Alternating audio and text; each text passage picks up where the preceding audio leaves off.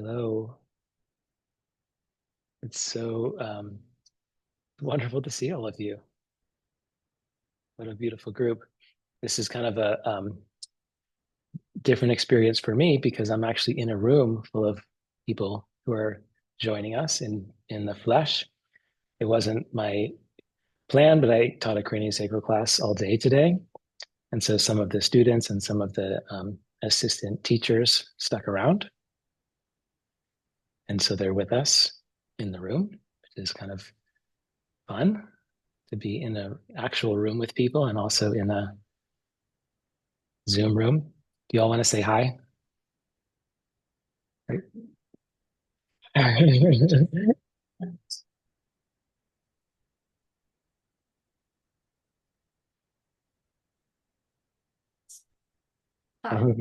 Some of you have been in this room and have taken classes here, are familiar with this space, which is nice.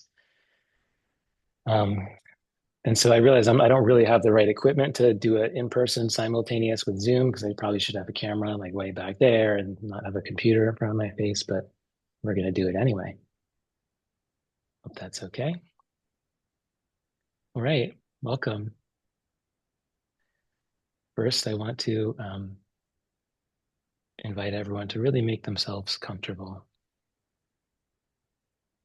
If you need to lie down because you've had a long day of listening to me talk in the craniosacral class, then please lie down. Half of them are lying down. You're allowed to lie down in your house too. If you need to stand up or you want to turn off your screen and walk and make this a walking meditation, you're welcome to do that as well. So we're going to begin with a continuation of our exploration of the four Brahma Viharas, the four divine abodes. Today, the focus of our discussion and practice is Upekkha, which translates as equanimity.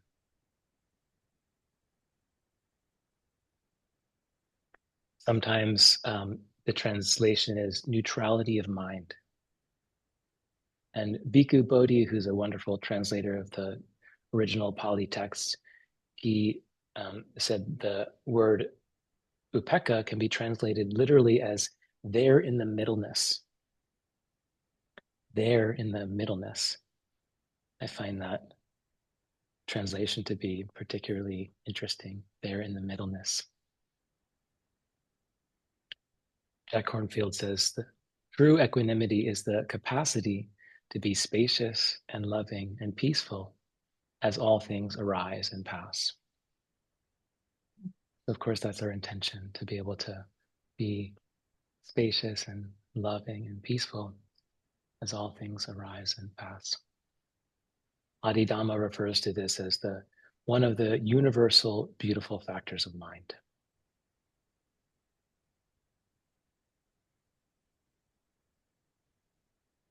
Joseph Goldstein refers to equanimity as the unshakable balance of mind that is not moved by the endless changing external conditions of gain and loss, praise and blame, fame and disrepute, and pleasure and pain. He says, when equanimity is developed, we ride these waves with balance and ease. Without it, we are tossed about by the waves, often crashing into changing circumstances of our lives. Hang on a second, I want to have a sip of water.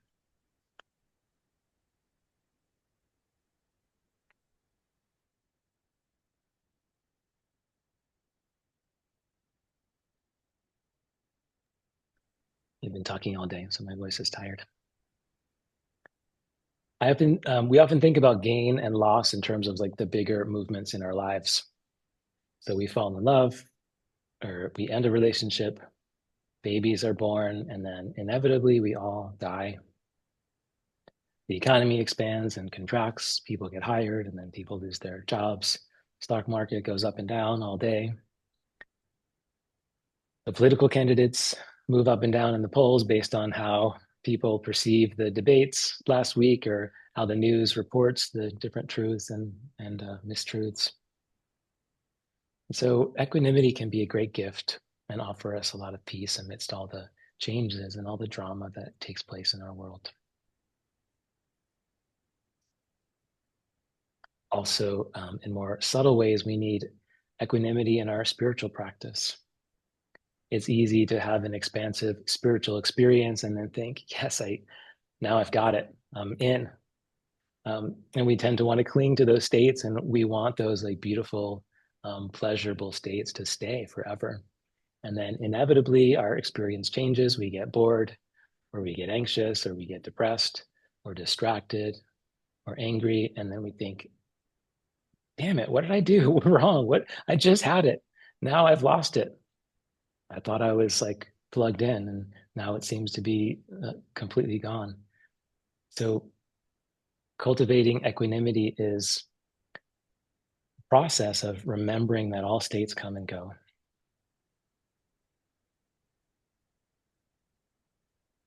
All experiences come and go.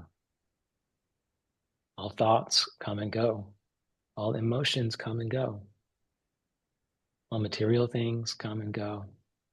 And of course, even our lives come and go, and the lives of everyone around us.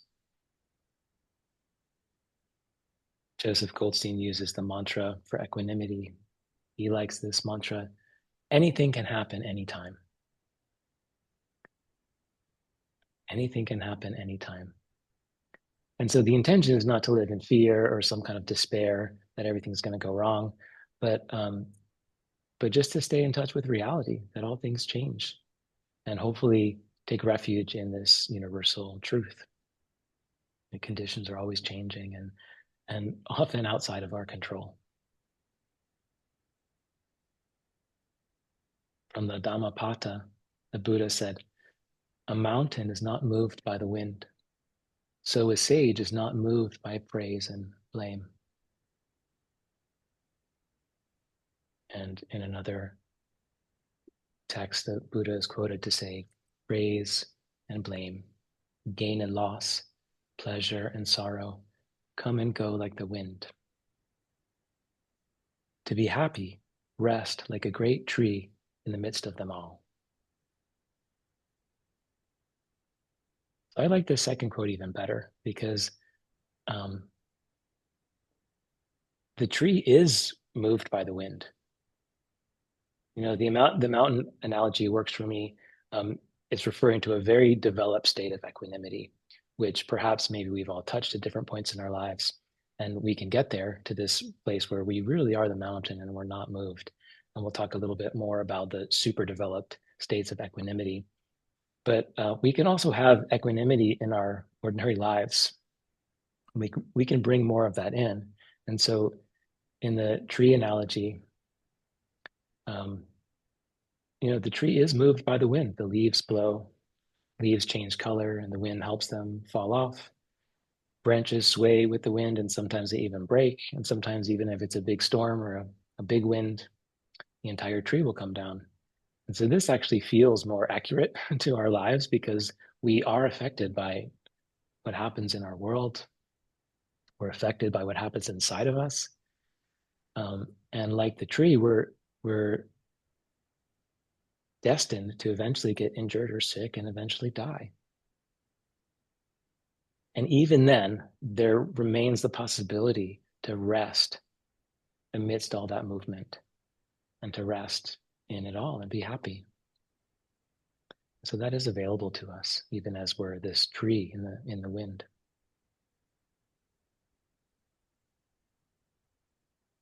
Equanimity is impartial to positive and negative, good and bad.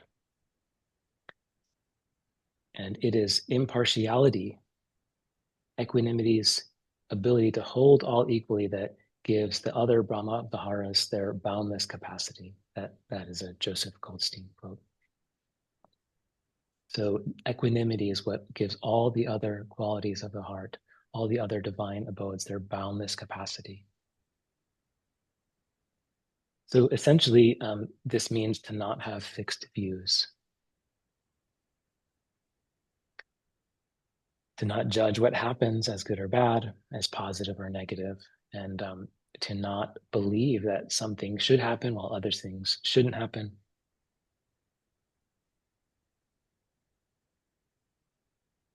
And actually, in my experience, more accurately and more practically, equanimity is more, it's noticing when we do have thoughts like this, that this should be and that shouldn't be, or this is bad and this is good. So we might still have the thoughts or the feelings, but not to believe them. So that's a place where equanimity can really come to the rescue. So we might still have these thoughts, but we can see ourselves having the thoughts and we don't believe them. Does that make sense? So there's an acknowledgement that the mind will have these thoughts and feelings. And when we stop believing them, when we stop believing our thoughts and feelings and the stories, that's where equanimity rises, or that's where it comes from. And I find the more I practice, and especially the more I practice in a deep way, the less I believe anything that I think or feel. I just don't believe it anymore. And sometimes I still get caught. We all get caught, and I start to really believe my story or believe what I think or believe my feelings to be true. But more and more, I don't buy it. And that can be very freeing. Sylvia Boorstein talks about this. I was listening to a Dharma talk that she gave in 2011. I think it was 2011. It was some years ago. And she's one of my favorite teachers. And she says in her adorable, East Coast Jewish accent, the greatest freedom is to be able to unpreoccupy ourselves with our own stories. The greatest freedom is to be able to unpreoccupy ourselves with our own stories. The greatest practice of wisdom, things are the way they are for such myriad causes. Everything that's happening is caused by everything else that's happened. And we stop blaming. Such a relief, such a great freedom, the greatest practice of joy. We have so many fixed views about how things ought to be. By not holding fixed views, we would really be free. And then she says, my fixed views about how things should be really take up a lot of real estate in my mind. Because of those fixed views, it becomes incredibly easy to become annoyed. If you've ever heard her voice, hopefully you can hear her saying that. It becomes incredibly easy for me to become annoyed. I could be in the best of places and then something happens and then poof, the best of places is gone and I'm annoyed. Every annoyed is why? This shouldn't be this way. That shouldn't be that way. Why is it raining? I came all the way to California and it's raining. That's my impression of her. So the mind can find everything to be contentious with. These are still her words. If the truth is, in order to manifest our fully liberated, loving, unfrightened heart, that we have to stop being annoyed. It makes it sound so pedestrian, she says. Spiritual practice is I'm going to get enlightened and then I'm going to stop being annoyed. I think they're actually the same. I'm going to stop being trapped in all the not liking this and it should be like this and it should be like that and it should be like something else because it's not something else. It is what it is. So that's her equanimity statement. I don't think she labels it that in that moment, but that's what it is. That's equanimity. Not be annoyed. So all that said, it sounds like a great idea, right? Let's do it. But how do we actually do that? How do we cultivate equanimity? And so there are several approaches that have been shown to work. And I'm going to talk about a couple of them, and then we'll do a practice. So one, we can simply contemplate impermanence and hold that as a constant in our daily interactions. So contemplating impermanence. So that can work. The Thai Buddhist teacher, Ajahn Chah, he would hold up a cup of tea in front of his Sangha, and he'd say, his instructions to his students were to relate to this cup as if it was already broken. So if that works for you, I invite you to do that. The Dalai Lama, he talks about He encourages us to be unattached to our actions in the world. And so we measure our actions in terms of their motivating intention rather than their success or their failure. So that's a quality of equanimity in terms of our relationship to the world and our actions in the world. And can I really let go of the outcome? And then this seems like an obvious one, but it's worth saying. The Buddha encourages us to associate with wise, equanimous people. So that's a good idea, to be around people who are wise and equanimous, and preferably more wise and more equanimous than we are. Because equanimity, like all other states of consciousness, like all emotions, it's contagious. So if we're around that, it can help cultivate our own equanimity. And he said, this is a quote from the Buddha himself. He said, avoid those people who go crazy. Now, I'm not sure about the translation, but that's how it's translated. Avoid the people who go crazy. Um, and so part of what all that means is what we're doing tonight. It's like having Sangha. It's like being around people who care about this and who care about caring, who care about kindness and compassion and equanimity. And so the more time we spend in these communities where we have a supportive Sangha, the more it kind of develops and trains that part of ourselves more easily. One way in this modern world that I think about that statement from the Buddha, avoid this people who go crazy, is about being mindful about what media I ingest.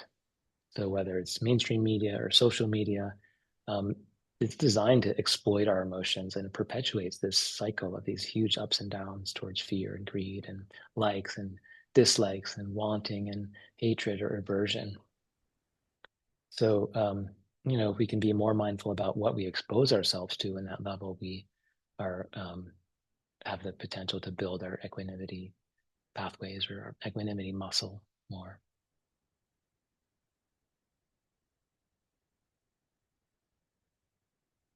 So another thing that we can do is practice equanimity phrases. And in the last couple sessions, we did a metta practice for loving kindness, and we did these metta phrases. So, and we recited these phrases to ourselves, or silently, or we recited them out loud.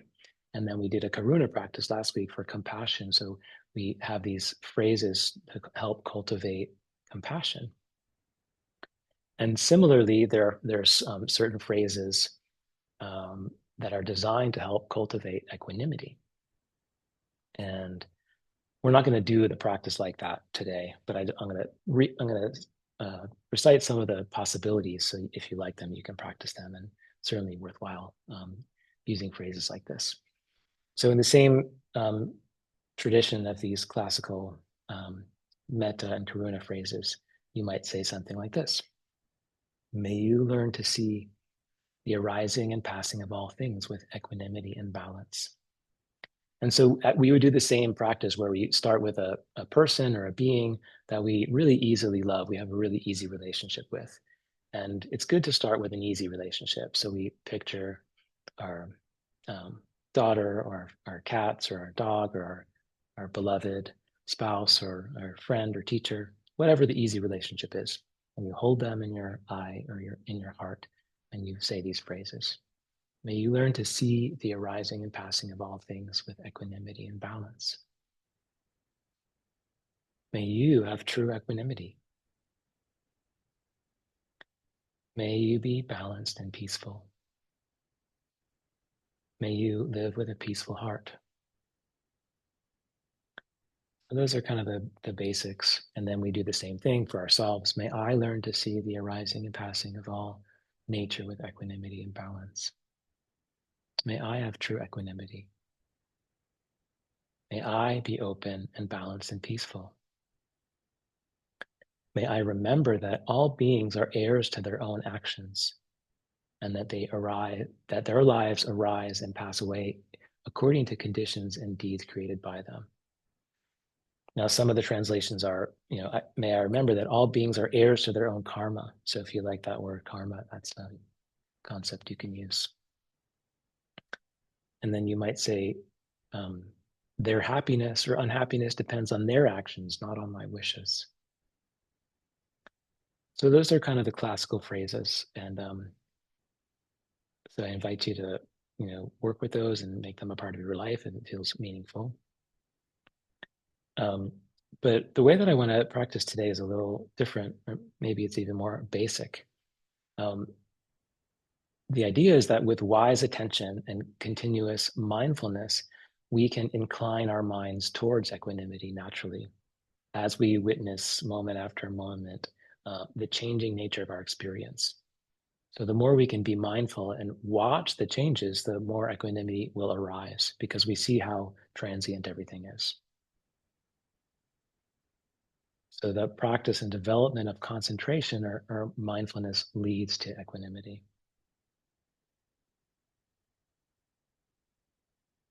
So in a talk that I was listening to from Jack Kornfield, I think I'll tell maybe one or two more stories and then we'll just practice.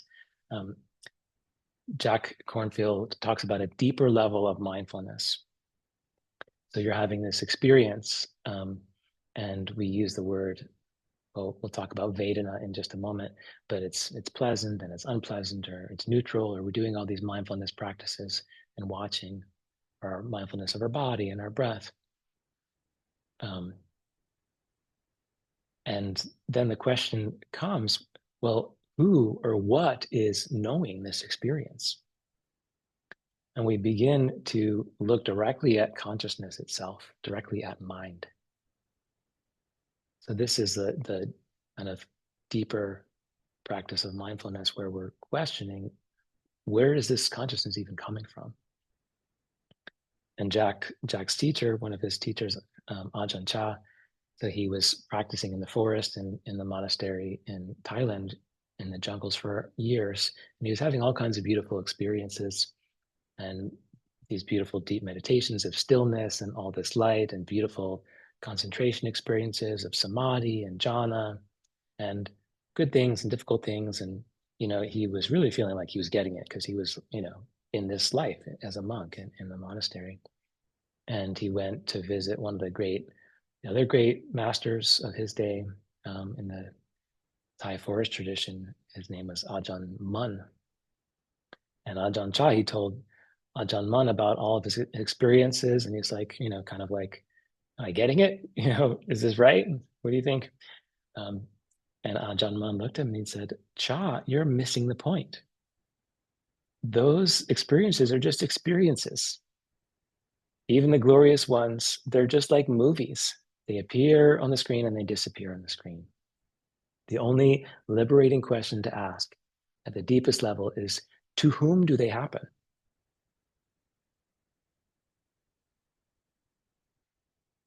Turn your attention back to the one who knows and become the knowing itself. This is original mind, it's called. I think Suzuki Roshi called it big mind. And this is consciousness itself, which is timeless, unborn, ever present. And from this place of witnessing, it's not even you. It's not I'm witnessing, it's just consciousness witnessing itself, or awareness, being aware of itself. And so from this place, this is where the greatest equanimity comes. And, it's fun to talk about. And then what does that even mean? So, you know, we can hold those questions and then see what it feels like and see what the answers come when we actually practice.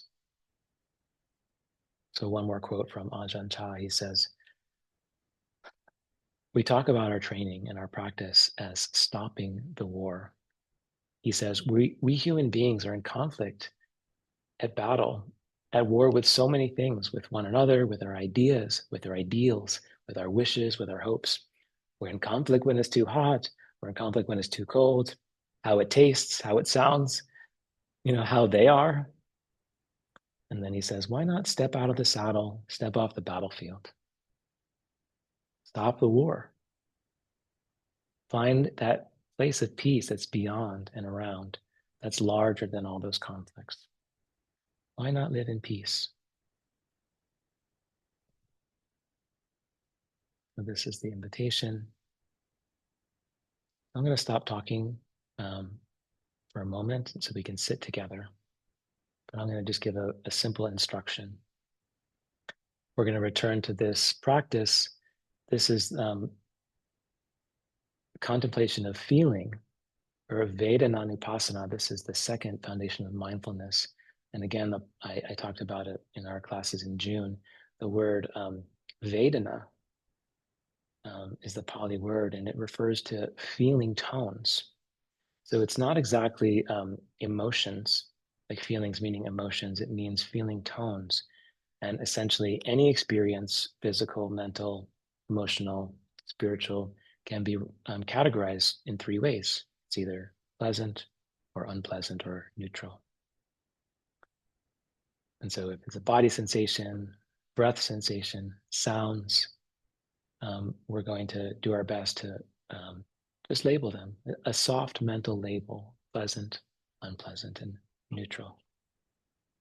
So, this is the focus of our mindfulness practice. We're going to as much as we can, come back to this idea of Vedana. Okay, so I invite you to make yourselves comfortable again. If you need to reposition yourselves, you're invited to. You're welcome to close your eyes if it's comfortable to close your eyes, or you can leave your eyes open.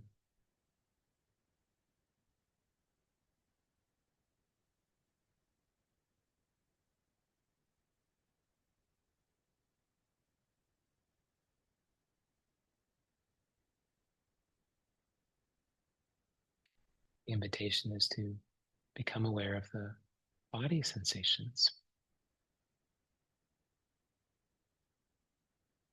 I bring my attention to my physical body.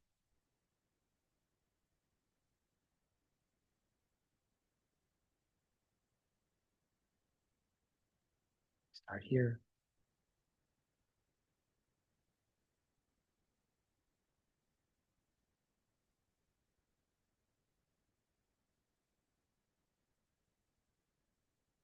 And I'm going to do my best to track the sensations. And as they come up, I offer just a soft mental note: unpleasant,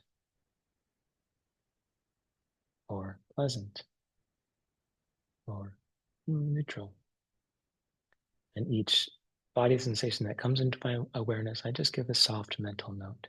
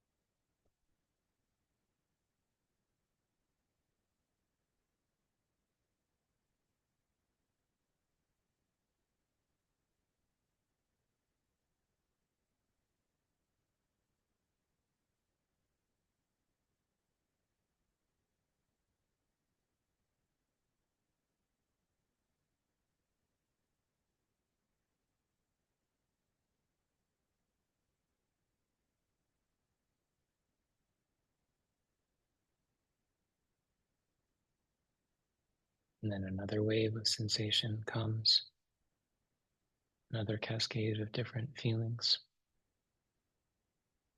pleasant, unpleasant, neutral.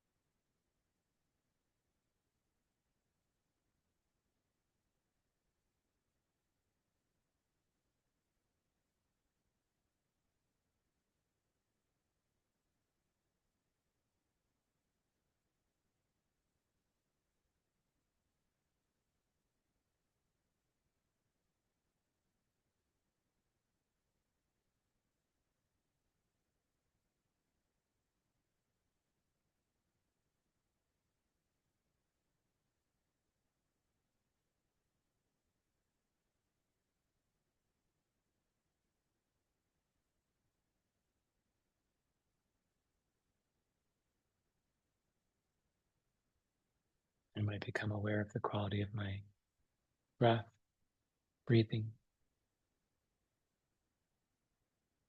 What is my breathing doing?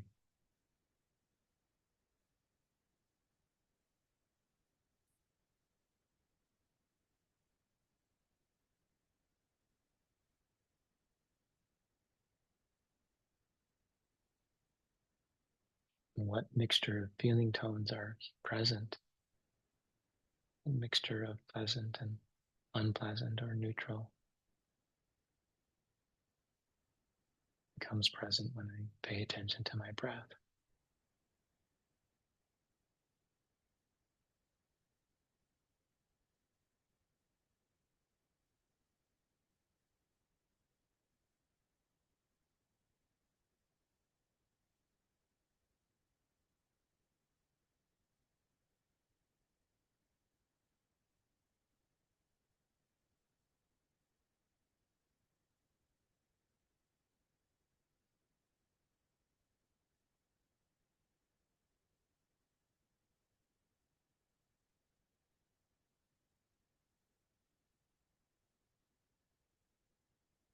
I invite you to notice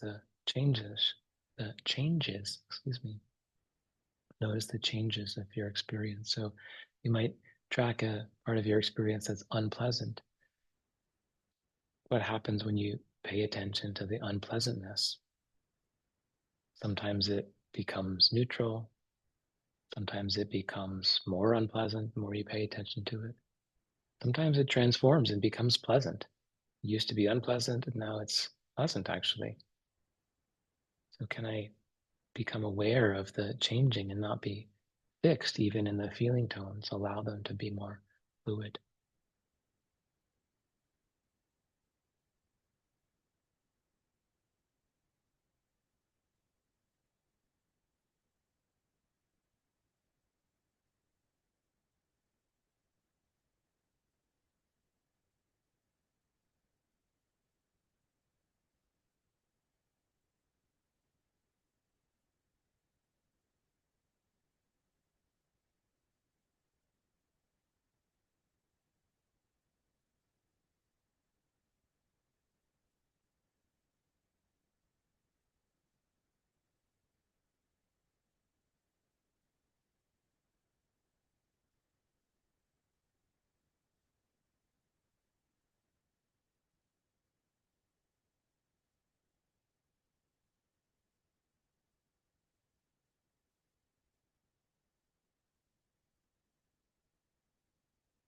And I may notice the thoughts that arise.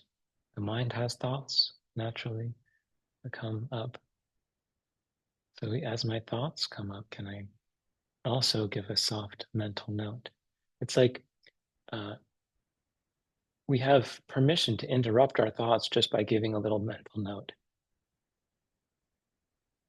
And sometimes that helps to just like interrupt the thought, saying, oh, that's a pleasant thought, or that's not a very pleasant thought. How would it be to notice the quality of feeling tones in your thoughts?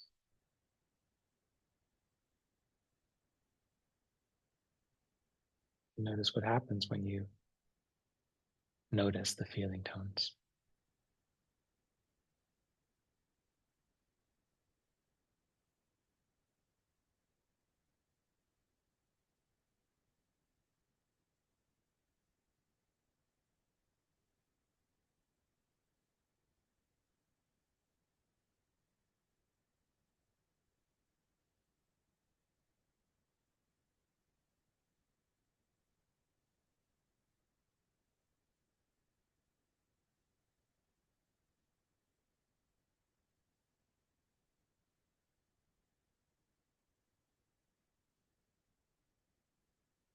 And as there are emotions that come and go, can I be with those emotions and likewise notice their tone?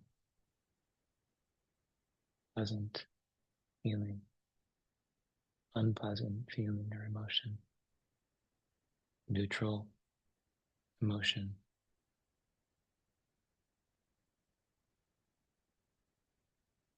And notice how the noticing may or may not change things.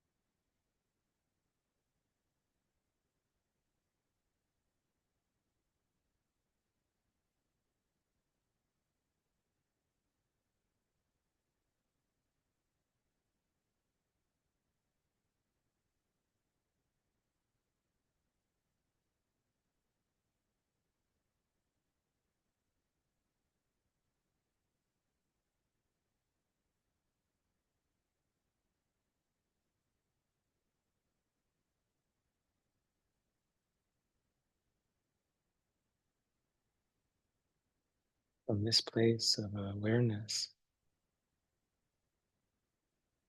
I raise the question again: to whom is this awareness happening?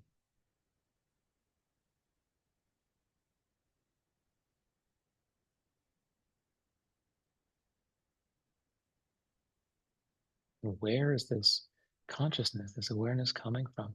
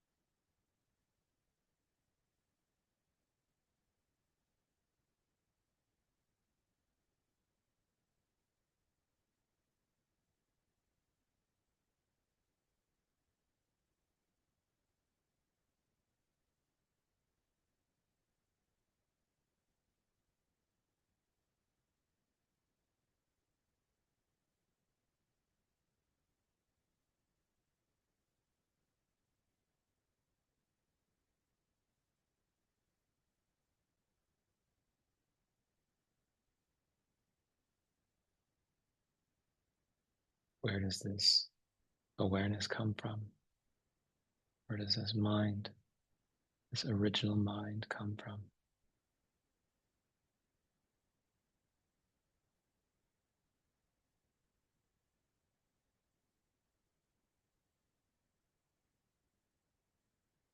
And so we ask the question not with the hopes of hearing the answer or knowing the answer, it's just the question itself.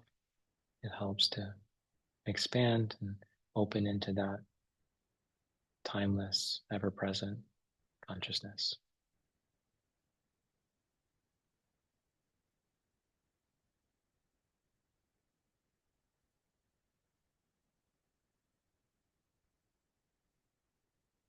Okay, I invite you to wiggle your fingers or your toes if you wish. You can wiggle your body if you wish. Give yourself a little stretch.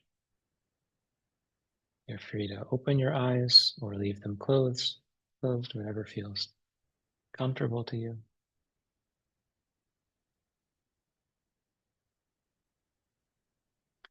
And when you're ready, I invite you back into this room, the physical room or the Zoom room.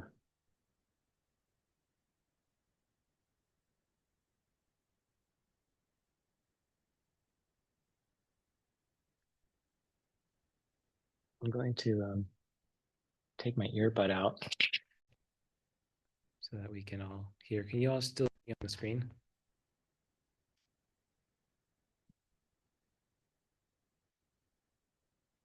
You can hear me okay still? Thumbs up. Okay. So I'm curious about your experience. How was that for you? How was it to track your pleasant and unpleasant and neutral? I'll start by saying this. Um, did anyone have any unpleasant feelings? Can you raise your hand, either your virtual hand or your actual hand? Unpleasant? Okay. Almost everyone had unpleasant feelings. Did anyone have any pleasant feelings? Okay. Anybody have any neutral feelings? I'm pretty judgmental, so most of my feelings are pretty present, pleasant or unpleasant. Neutral is like, I don't even know what neutral is unless I really pay attention to something neutral. But what arises is it always feels pleasant or unpleasant for me. Um, what about your thoughts? Did anyone have any thoughts that were unpleasant? Raise your hand if you had any unpleasant thoughts. Okay. Any unpleasant feelings or emotions? Did anyone have any thoughts that were just totally ridiculous?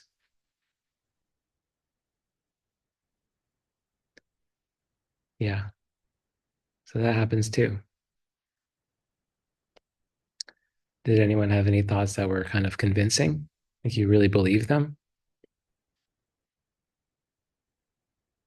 Yeah. Sometimes they're really convincing. Mhm.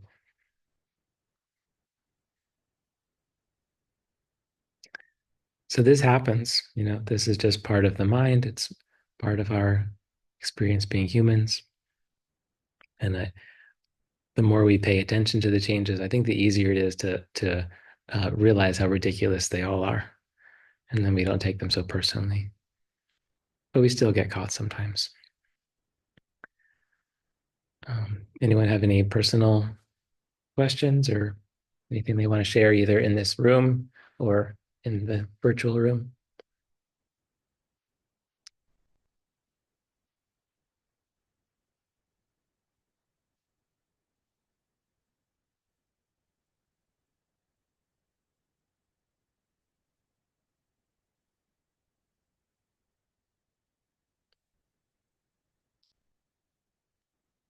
Okay.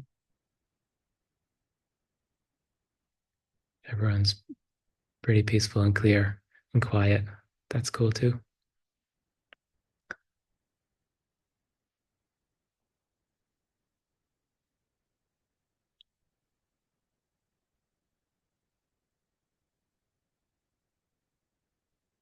Okay. Thank you. It's really a joy to be together, see all of your faces. Joy to be in this room with these lovely people. What a gift. Get to do it in person a little bit. It's a nice change. I invite you to, if you can, as much as it feels comfortable to do so, to continue to stay in this space.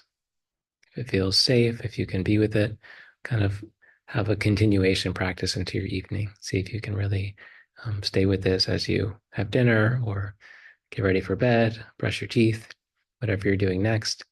If you can stay in that kind of watching, observing mind. Okay. Thank you.